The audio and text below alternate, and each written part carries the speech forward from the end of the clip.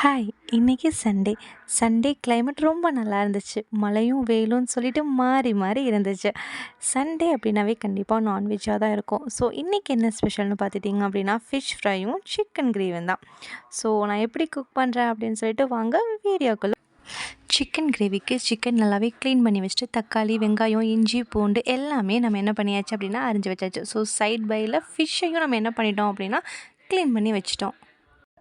Mixie ஜாரில் மிளகு, சீரகம், இஞ்சி, பூண்டு, சின்ன வெங்காயம் எல்லாமே சேர்த்து என்ன பண்ணிக்கலாம்னா அரைச்சிக்கலாம்.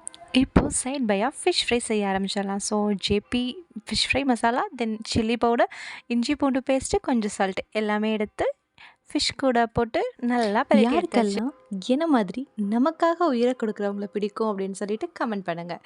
நான் சொன்னது நமக்காக உயிரை கொடுக்குற நான்வெஜ். ஸோ யாருக்கெல்லாம் பிடிக்குமோ மறக்காமல் கமெண்ட் பண்ணுங்கள், லைக் பண்ணுங்கள்.